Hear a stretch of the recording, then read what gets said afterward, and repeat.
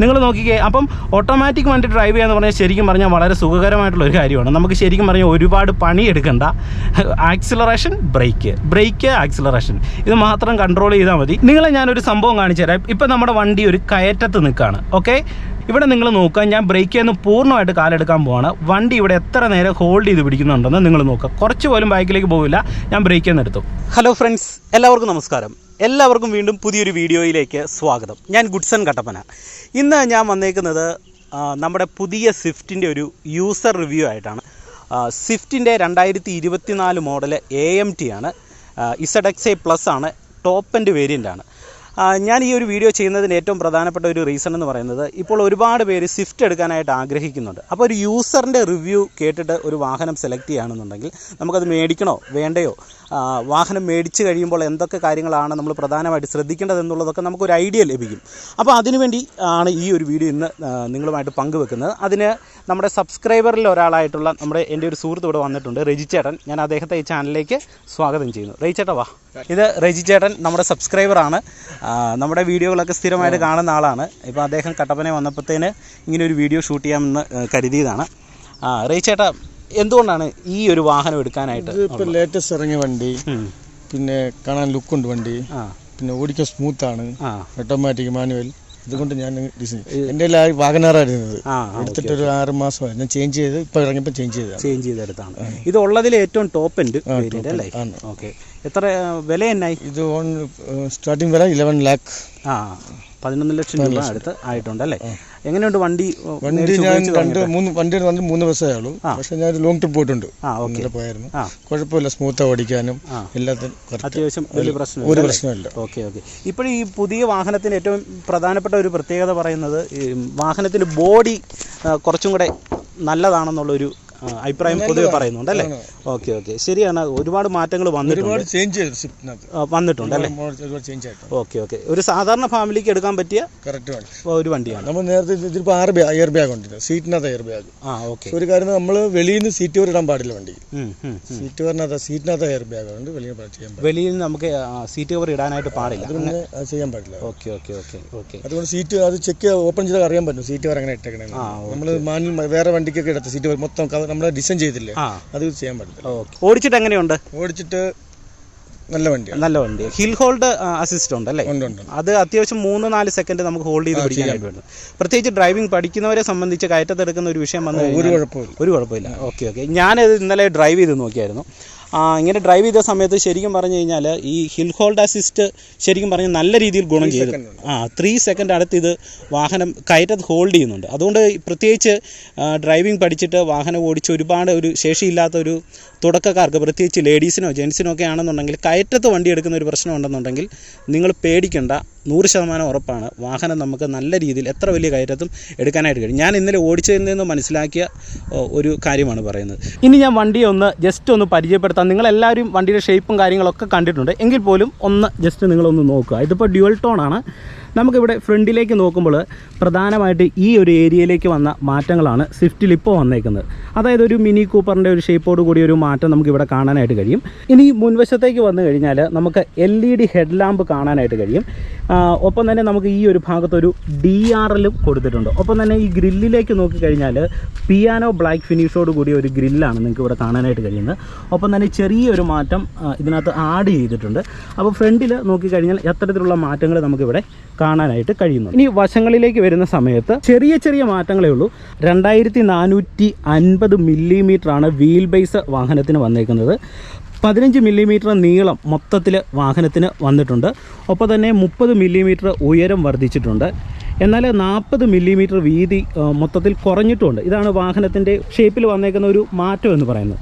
ഒപ്പം തന്നെ നമുക്ക് 15 ഇഞ്ച് ഒരു അലോയ് വീൽ നമുക്ക് വാഹനത്തിന് കാണാനായിട്ട് കഴിയും. ഇനി വാഹനത്തിൻ്റെ ബാക്ക് സൈഡിലേക്ക് വരുന്ന സമയത്ത് നമുക്കിവിടെ മുകൾ ഭാഗത്തായിട്ട് ഒരു സ്പോയിലർ കൊടുത്തേക്കുന്നു. ഒരു സ്റ്റോപ്പ് ലാമ്പ് നമുക്ക് കാണാം. തൊട്ട് മുകളിലായിട്ട് ഒരു ആൻറ്റിന കൊടുത്തിട്ടുണ്ട്. പിന്നെ പുറകിലേക്ക് വരുമ്പോൾ സെയിം ആ ഒരു സ്വിഫ്റ്റിൻ്റെ ഒരു സിഗ്നേച്ചർ നമുക്ക് അതുപോലെ തന്നെ കാണാനായിട്ട് കഴിയും. പിന്നെ ഈ ഒരു ഭാഗത്ത് സ്വിഫ്റ്റിൻ്റെ ആ ഒരു ലോഗോ കൊടുത്തേക്കുന്നു. ഇവിടെ നമുക്കത് കാണാം. തൊട്ട് അടിഭാഗത്തായിട്ട് റിവേഴ്സ് ക്യാമറയുടെ ആ ഒരു ഭാഗം കറക്റ്റായിട്ട് കൊടുത്തിട്ടുണ്ട്. പിന്നെ നമുക്ക് ഇവിടെ നോക്കിക്കഴിഞ്ഞാൽ കാണാനായിട്ട് കഴിയുന്നത് ക്ലിയർ ലെൻസ് ടെയിൽ ലാമ്പാണ് ഇവിടെ കൊടുത്തേക്കുന്നത്. വണ്ടിയുടെ ബൂട്ട് സ്പേസ് ഒന്ന് നോക്കാം. ഓക്കെ, അത്യാവശ്യം വിശാലമായിട്ടുള്ള ഒരു ബൂട്ട് സ്പേസ് നമുക്കിവിടെ കാണാം. ഒരു പാഴ്സൽ ട്രേ കൊടുത്തിട്ടുണ്ട്. അതുപോലെ തന്നെ ഒരു 60/40 സ്പ്ലിറ്റബിൾ സീറ്റാണ് വാഹനത്തിന് കൊടുത്തേക്കുന്നത്. ഇനി ഞാൻ വാഹനം ഡ്രൈവ് ചെയ്ത് കാണിക്കാം. ഡ്രൈവ് ചെയ്യുന്ന സമയത്ത് എന്തൊക്കെ കാര്യങ്ങൾ വന്നേക്കുന്നു, എന്തൊക്കെ ചേഞ്ചുകളാണ് വാഹനത്തിന് വന്നേക്കുന്നതെന്ന് ഞാനൊന്ന് നോക്കിയിട്ട് എൻ്റെ ഒരു അഭിപ്രായം നിങ്ങളുമായിട്ട് പങ്കുവെക്കാം. ഇനി നമുക്ക് വണ്ടിയിൽ ഉൾവശത്ത് വന്നേക്കുന്ന മാറ്റങ്ങൾ എന്തൊക്കെയാണെന്ന് ഒന്ന് നോക്കാം. അതായത് പ്രധാനമായിട്ട് വന്നേക്കുന്ന ഒരു മാറ്റം എന്ന് പറയുന്നത് ഈ ഡാഷ്ബോർഡ് ഏരിയ പൂർണ്ണമായിട്ട് മാറിയിട്ടുണ്ട്. ബലേനോ അല്ലെങ്കിൽ നമ്മുടെ ഫ്രോങ്സിലൊക്കെ വരുന്ന ആ ഒരു തരത്തിലുള്ള ഒരു ഡാഷ്ബോർഡ് നമുക്ക് ഇവിടെ കാണാനായിട്ട് കഴിയും. ഈ ഒരു സ്റ്റിയറിംഗ് വീൽ എന്ന് പറയുന്നത് ഫ്ലാറ്റ് ബോട്ടം സ്റ്റിയറിംഗ് വീലാണ്. ഇവിടെ നമുക്ക് ലെതർ റാപ്ഡ് ആയിട്ടുള്ള ഒരു ഭാഗം ഇവിടെ കൊടുത്തേക്കുന്നു. പിയാനോ ബ്ലാക്ക് ഫിനിഷോട് കൂടിയ ഒരു ഏരിയ ഇവിടെ നമുക്ക് കാണാം. ഒപ്പം തന്നെ ക്രൂയിസ് കൺട്രോൾ വാഹനത്തിന് കൊടുത്തേക്കുന്നു. പിന്നെ നമ്മളുടെ വാഹനത്തിൻ്റെ വോളിയം അപ്പ് ആൻഡ് ഡൗൺ ചെയ്യാനായിട്ടുള്ള ഒരു മോഡുണ്ട്. പിന്നെ നമുക്ക് കോൾ എടുക്കാനായിട്ടുള്ള ഒരു ഓപ്ഷൻ കൊടുത്തേക്കുന്നു. പിന്നെ നമ്മളിവിടെ കൊടുത്തേക്കുന്ന ഇൻഫോർടൈൻമെൻറ്റ് സിസ്റ്റം എന്ന് പറയുന്നത് ആൻഡ്രോയിഡ് ഓട്ടോയും ആപ്പിൾ കാർപ്ലേയും വരുന്ന ഒരു സാധാരണ ഇൻഫോർടൈൻമെൻറ്റ് സിസ്റ്റം കൊടുത്തേക്കുന്നു. എന്നാൽ ഇതിൻ്റെ മ്യൂസിക് സിസ്റ്റം വളരെ മികച്ച രീതിയിലുള്ള ഒരു മ്യൂസിക് സിസ്റ്റമാണ് വാഹനത്തിന് കൊടുത്തേക്കുന്നത്. ഇനി നമുക്ക് ഈ ഒരു ഭാഗത്തേക്ക് വരുന്ന സമയത്ത് എ സിയുടെ കാര്യങ്ങളൊക്കെ നമുക്ക് കാണാം. ഓട്ടോമാറ്റിക് ക്ലൈമറ്റ് കൺട്രോളുള്ള ഒരു എ സിയാണ് വാഹനത്തിന് കൊടുത്തേക്കുന്നത്. ഇത് AMG മോഡലാണ്. ഇനി അടിഭാഗത്തേക്ക് വരുന്ന സമയത്ത് ഇവിടെ നമുക്ക് ചെറിയൊരു സ്റ്റോറേജ് സ്പേസ് കൊടുത്തേക്കുന്നു. ഒപ്പം തന്നെ നമുക്ക് ചാർജ് ചെയ്യാനായിട്ടുള്ള 12 വോൾട്ടിൻ്റെ ഒരു പോയിന്റ് ഈ ഒരു ഭാഗത്ത് കൊടുത്തേക്കുന്നു. ഒപ്പം തന്നെ വയർലെസ് ആയിട്ട് നമ്മുടെ ഫോൺ ചാർജ് ചെയ്യാനായിട്ടുള്ള ഒരു സംവിധാനവും ഈ ഒരു ഭാഗത്തേക്ക് കൊടുത്തിട്ടുണ്ട്. ഇതൊക്കെയാണ് നമുക്ക് മുൻവശത്ത് പ്രധാനമായിട്ട് വന്നേക്കുന്ന മാറ്റങ്ങൾ. ഒപ്പം തന്നെ വാഹനത്തിൻ്റെ എയർ ബാഗ് 6 എയർ ബാഗാണ് ഈ ഒരു വാഹനത്തിന് വന്നിരിക്കുന്നത് അല്ലേ? 6 അല്ലേ? ഓക്കെ. അപ്പോൾ ഇത്രയും കാര്യങ്ങളാണ് പ്രധാനമായിട്ട് വന്നിരിക്കുന്നത്. പിന്നെ ബാക്ക് സൈഡിലേക്ക് നോക്കിക്കഴിഞ്ഞാൽ അത്യാവശ്യം 3 പേർക്ക് ഇരിക്കാൻ പറ്റുന്ന ഒരു സീറ്റിംഗ് സംവിധാനം നമുക്ക് ബാക്ക് സൈഡിൽ കാണാനായിട്ട് കഴിയും.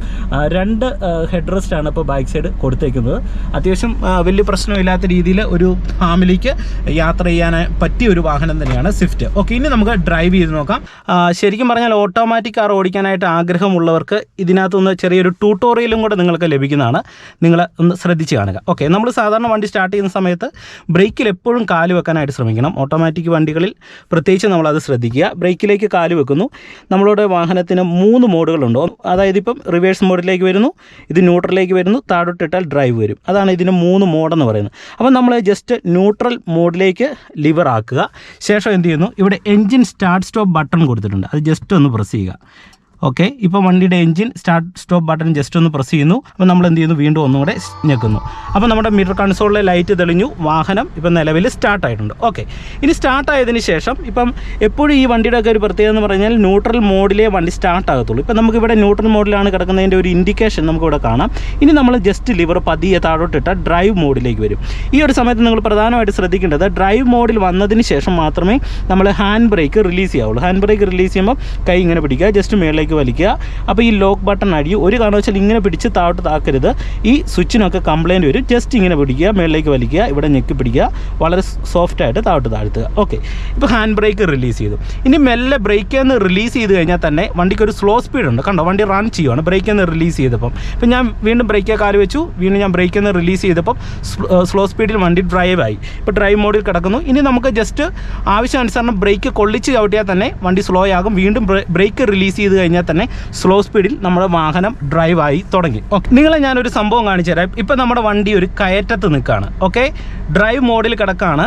അപ്പം കയറ്റത്ത് വാഹനം എടുക്കുന്ന സമയത്ത് ഒരുപാട് വേറെ പ്രശ്നമാണ്. വണ്ടി ബാക്കിലേക്ക് റോളാകുമോ? ഇവിടെ നിങ്ങൾ നോക്കുക, ഞാൻ ബ്രേക്കിൽ നിന്ന് പൂർണ്ണമായിട്ട് കാലെടുക്കാൻ പോവാണ്. വണ്ടി ഇവിടെ എത്ര നേരം ഹോൾഡ് ചെയ്ത് പിടിക്കുന്നുണ്ടെന്ന് നിങ്ങൾ നോക്കുക. കുറച്ച് പോലും ബാക്കിലേക്ക് പോവില്ല. ഞാൻ ബ്രേക്കിൽ നിന്ന് എടുത്തു. നിങ്ങൾ നോക്കിക്കേ, നമ്മുടെ വണ്ടി ബാക്കിലേക്ക് റോളാകാതെ പ്രോപ്പറായിട്ട് നിൽക്കുകയാണ്. ഇനി ഒരു നിശ്ചിത സെക്കൻഡ് കഴിയുമ്പോൾ ഇവൻ ഫ്രണ്ടിലേക്ക് പോകാനായിട്ടുള്ളൊരു തയ്യാറെടുപ്പ് നടത്തും. ഇപ്പം നിങ്ങൾ നോക്കുക, വണ്ടി മുന്നോട്ട് മൂവ് ആകാനായിട്ടുള്ളൊരു ശ്രമമാണ് നടത്തുന്നത്. ഈ കയറ്റത്ത് വണ്ടി ഞാൻ ആക്സിലറേഷൻ പോലും കൊടുക്കുന്നില്ല, വണ്ടി മുന്നോട്ട് മൂവ് ആകുകയാണ്. നിങ്ങൾ നോക്കിക്കേ, ആക്സിലറേഷൻ ഞാൻ കൊടുത്തിട്ടില്ല, വണ്ടി മൂവാണ്. അപ്പം ഞാൻ ഇനി ഇവിടെ കയറി ബ്രേക്ക് ചവിട്ടുമ്പോൾ നിങ്ങൾ ഒരു കാര്യം മനസ്സിലാക്കുക. അതായത് തൊട്ട് മാത്രമാണ് ബ്രേക്ക് ചവിട്ടുന്നത്. തൊട്ടൊന്ന് ചവിട്ടിയപ്പോൾ എൻ്റെ വണ്ടി ബാക്കിലേക്ക് റോൾ ആവുകയാണ്. അതായത് ഞാൻ കൊള്ളിച്ച് ചവിട്ടിയിട്ടില്ല, തൊട്ട് മാത്രം ചവിട്ടിയപ്പോൾ എന്ത് ചെയ്തു, വണ്ടി ബാക്കിലേക്ക് റോളായി. അപ്പോൾ നമ്മൾ തൊട്ട് ചവിട്ടി പിടിച്ചേക്കുവാണെങ്കിൽ നിങ്ങൾ മനസ്സിലാക്കേണ്ടത് വണ്ടി ബാക്കിലേക്ക് റോളാകും. ബ്രേക്കിൽ നിന്ന് കാലെടുത്ത് കഴിഞ്ഞാൽ വണ്ടി റോളാകില്ല, മുന്നോട്ട് പോകാനായിട്ടുള്ളൊരു ശ്രമം നടത്തും. ഇനി വണ്ടി നിർത്തണമെന്നുണ്ടെങ്കിൽ എന്ത് ചെയ്യണം, ബ്രേക്ക് നന്നായിട്ട് ചവിട്ടി പിടിച്ചാൽ വണ്ടി അവിടെ നിന്നോളും. ഇനി വണ്ടി നമുക്ക് ഫ്രണ്ടിലേക്ക് എടുക്കണമെന്നുണ്ടെങ്കിൽ നിങ്ങൾ ബ്രേക്കിൽ നിന്ന് പൂർണ്ണമായിട്ട് കാലെടുത്തോ, വണ്ടി ബാക്കിലേക്ക് റോളാകത്തില്ല. കുറേയധികം സമയം വണ്ടി ഹോൾഡ് ചെയ്ത് പിടിക്കും. അതിനുശേഷം വണ്ടി തന്നെ മുന്നോട്ട് നീങ്ങാനായിട്ടുള്ള ശ്രമം നടത്തും. ഇനി ഞാനിവിടെ ആക്സിലറേഷൻ കൊടുത്തു കഴിഞ്ഞാൽ നിങ്ങൾ നോക്കിക്കേ, നമ്മുടെ വണ്ടി മൂവായി. അപ്പം ഇതിൻ്റെ ഏറ്റവും പ്രധാനപ്പെട്ട ഒരു ഗുണമെന്ന് പറയുന്നത്, കയറ്റത്തെടുക്കാൻ ബുദ്ധിമുട്ടുള്ള ഒരാൾക്ക് ഇത്തരത്തിലുള്ള ഒരു വണ്ടി എടുത്തു കഴിഞ്ഞാൽ നിങ്ങൾക്ക് വളരെയധികം തീർച്ചയായിട്ടും ഉപകാരപ്പെടും. ഇനി നിങ്ങൾ വാഹനത്തിന് ജസ്റ്റ് ആക്സിലറേഷൻ കൊടുക്കുക. അതായത് നിങ്ങളുടെ വലത്തെ കാല് ഈ ഒരു ഭാഗത്ത് പ്ലേസ് ചെയ്യുക ഇങ്ങനെ, എന്നിട്ട് ജസ്റ്റ് നമ്മളിത് ഇങ്ങനെ എടുത്തിട്ട് ആക്സിലറേഷൻ കൊടുക്കുക. ഇനി നമ്മൾ ആക്സിലറേഷൻ കൊടുക്കുന്നതിനനുസരിച്ച് വണ്ടിയുടെ ആക്സിലറേഷൻ്റെ അളവ് കൂടുന്നതിനനുസരിച്ച് ഓട്ടോമാറ്റിക്കായിട്ട് ഗിയർ ഷിഫ്റ്റിംഗ് നടന്നോളും. ഇപ്പം നമ്മളുടെ വണ്ടി ശരിക്കും പറഞ്ഞാൽ D1 പോകുന്നത്. ഇപ്പം ഞാൻ വണ്ടിക്ക് മൂവ്മെൻറ്റ്സ് നൽകി കഴിഞ്ഞാൽ ഇത് D2 വന്നു. വീണ്ടും നമ്മൾ റോഡ് സ്ട്രൈറ്റ് ആയ ആക്സിലറേഷൻ കൊടുക്കുക. അപ്പോൾ ഓരോ ഗിയറും ഷിഫ്റ്റ് ആയിക്കോളും. ഇപ്പോൾ D2 വന്നു, വീണ്ടും വണ്ടിക്ക് മൂവ് ആയി D3 വന്നു. വീണ്ടും നമുക്ക് ആക്സിലറേഷൻ കൊടുത്തു നോക്കാം. ഓക്കെ, ഇപ്പോൾ വണ്ടി അത്യാവശ്യം നല്ല സ്മൂത്താണ്. D4 വന്നു, 4ാമത്തെ ഗിയറിലേക്ക് ഷിഫ്റ്റായി. ഇപ്പോൾ 5ാമത്തെ ഗിയറിലേക്ക് വന്നു. ഇപ്പോൾ ശരിക്കും പറഞ്ഞാൽ നല്ല സ്മൂത്തായിട്ടാണ് ഡ്രൈവ് പോയിക്കൊണ്ടിരിക്കുന്നത്. മെല്ലെ എൻ്റെ കാല് ബ്രേക്കിലേക്ക് വന്ന് ലെഫ്റ്റ് ചേരുന്നു. നിങ്ങൾ നോക്കിക്കേ, അപ്പം ഓട്ടോമാറ്റിക് വണ്ടി ഡ്രൈവ് ചെയ്യാന്ന് പറഞ്ഞാൽ ശരിക്കും പറഞ്ഞാൽ വളരെ സുഖകരമായിട്ടുള്ള ഒരു കാര്യമാണ്. നമുക്ക് ശരിക്കും പറഞ്ഞാൽ ഒരുപാട് പണിയെടുക്കണ്ട. ആക്സിലറേഷൻ, ബ്രേക്ക് ആക്സിലറേഷൻ, ഇത് മാത്രം കൺട്രോൾ ചെയ്താൽ മതി. അത്യാവശ്യം ഒരു കയറ്റത്ത് വന്നു കഴിഞ്ഞാൽ നമ്മൾ പെട്ടുപോകത്തില്ല. ഒരു 3-4 സെക്കൻഡ് വാഹനം നമ്മളെ ഹോൾഡ് ചെയ്തോളും. അതുകൊണ്ട് ഒന്നും പേടിക്കേണ്ട. ബ്രേക്ക് ആക്സിലറേഷൻ നിങ്ങൾ ബാലൻസ് ചെയ്യാനായിട്ട് പഠിക്കുക. ഒപ്പം തന്നെ നിങ്ങൾക്ക് വേഗത കൺട്രോൾ ചെയ്യുന്ന സമയത്ത് ഒരുപാട് പേർക്ക് സ്റ്റിയറിംഗ് കൺട്രോൾ കറക്റ്റായിട്ട് കിട്ടത്തില്ല. അതായത് വേഗത കൂടുമ്പോൾ സ്റ്റിയറിങ്ങിനെ ബാലൻസ് ചെയ്യാൻ ഒരുപാട് പേർക്ക് കഴിയത്തില്ല. അപ്പോൾ അവിടെ നിങ്ങൾ ശ്രദ്ധിക്കേണ്ടത്, തുടക്കക്കാർ ശ്രദ്ധിക്കേണ്ടത് പതിയെ വാഹനം ഓടിക്കുക. നിങ്ങൾക്ക് സ്റ്റിയറിംഗ് ബാലൻസ് കിട്ടുന്ന പരുവത്തിന് പതിയെ മാത്രം വാഹനം ഡ്രൈവ് ചെയ്യുക. കുറേ അങ്ങ് ഓടിച്ചു കഴിയുമ്പോൾ നിങ്ങൾക്ക് അത്യാവശ്യം ഇത്തിരി കൂടെ സ്പീഡ് കൊടുക്കാം. ആക്സിലറേഷൻ കൊടുക്കുന്ന സമയത്ത് സ്റ്റിയറിംഗ് ഇടത്ത് കിട്ടുന്നു എന്നുള്ളൊരു കോൺഫിഡൻസ് ലെവൽ വന്നതിന് ശേഷം മാത്രമേ നമ്മൾ പിന്നീട് ആക്സിലറേഷൻ കൊടുത്ത് ശീലിക്കാവുള്ളൂ. അത് തുടക്കക്കാർ പ്രധാനമായിട്ട് ശ്രദ്ധിക്കുക. നമ്മുടെ വീഡിയോ കാണുന്നത് കൂടുതലും ഡ്രൈവിംഗ് പഠിക്കുന്ന ആൾക്കാരായതുകൊണ്ടാണ് ഞാൻ ഈ ഒരു ട്യൂട്ടോറിയൽ നിങ്ങളുമായിട്ട് പങ്കുവെക്കുന്നത്. ഓക്കെ, കണ്ടോ? അപ്പോൾ ബ്രേക്ക് ആക്സിലറേഷൻ വന്ന് നമ്മുടെ വാഹനം വളരെ സുഖകരമായിട്ട് തന്നെ ഡ്രൈവ് ചെയ്യാനായിട്ട് കഴിയുന്നുണ്ട്. പിന്നെ ABS പ്ലസ് EBD ബ്രേക്കിംഗ് സിസ്റ്റമാണ് വാഹനത്തിന് ഉള്ളത്. ബ്രേക്ക് എവിടെ ചവിട്ടിയോ അവിടെ വാഹനം നിൽക്കും. അതുകൊണ്ട് ഒന്നും പേടിക്കേണ്ട. എന്ന് കരുതി ഒരു പരിധിക്കപ്പുറം ആക്സിലറേഷൻ കൊടുക്കരുത്. മുന്നിൽ പോകുന്ന ഒരു വാഹനമായിട്ട് എപ്പോഴും ഒരു വണ്ടി ഡിസ്റ്റൻസ് ഇട്ടേ ഡ്രൈവ് ചെയ്യാവുള്ളൂ. മുന്നിൽ പോകുന്ന വാഹനം എപ്പോൾ വേണമെങ്കിലും ചവിട്ടാം. നമ്മളുടെ വണ്ടിയുടെ ബ്രേക്കിംഗ് സിസ്റ്റം അത്രത്തോളം എഫിഷ്യൻസി ആണെങ്കിൽ പോലും നിങ്ങൾ ഈ ഒരു കാര്യം കൃത്യമായിട്ട് ശ്രദ്ധിക്കുക. ഇപ്പം നിങ്ങൾ നോക്കിയാൽ നമ്മുടെ വണ്ടി ഒരു ചെറിയ ട്രാഫിക് പോലെയുള്ള ഒരു ഭാഗത്ത് വരികയാണ്. എൻ്റെ കാലം മെല്ലെ ബ്രേക്കിലേക്ക് വന്നു. ഓക്കെ, വീണ്ടും മെല്ലെ ആക്സിലറേഷൻ കൊടുക്കുന്നു. അതുകൊണ്ട് ആ റണ്ണിങ് നിലനിർത്തി നമുക്ക് D2 സെക്കൻഡ് ഗിയറിലാണ് ഇപ്പോൾ നമ്മുടെ വാഹനം ശരിക്കും പറഞ്ഞാൽ പോയിക്കൊണ്ടിരിക്കുന്നത്. അപ്പോൾ ഈ വണ്ടിയുടെ ഏറ്റവും വലിയൊരു പ്രത്യേകത എന്ന് പറയുന്നത്, വാഹനം കയറ്റത്തെടുക്കുന്ന സമയത്ത് ഏതൊരാൾക്കും വളരെ സിമ്പിളായിട്ട് തന്നെ വണ്ടി എടുക്കാം. അപ്പോൾ ഓട്ടോമാറ്റിക് വണ്ടി എടുക്കാനായിട്ട് താല്പര്യമുള്ളവർ നോക്കുക. സ്വിഫ്റ്റിൻ്റെ വില നിങ്ങളുമായിട്ടൊന്ന് ഷെയർ ചെയ്യാം. ഓട്ടോമാറ്റിക്കും മാനുവലും. ഓട്ടോമാറ്റിക് ആണെങ്കിൽ ബേസ് വേരിയൻറ്റ് VXI AMT ആണ്. 9,24,000 രൂപ സ്റ്റാർട്ടിംഗ് പ്രൈസ് വരുന്നു.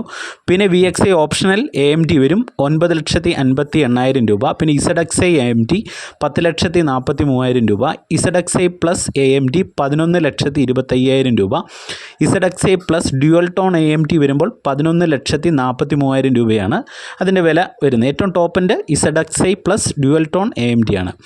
ഇനി മാനുവൽ കാറിലേക്ക് വരുന്ന സമയത്ത് മാനുവലിൻ്റെ ബേസ് വേരിയൻറ്റിൻ്റെ വില വരുന്നത് LXI ആണെന്നുണ്ടെങ്കിൽ 7,59,000 രൂപയാണ്. VXI വരുമ്പോൾ 8,51,000 രൂപ.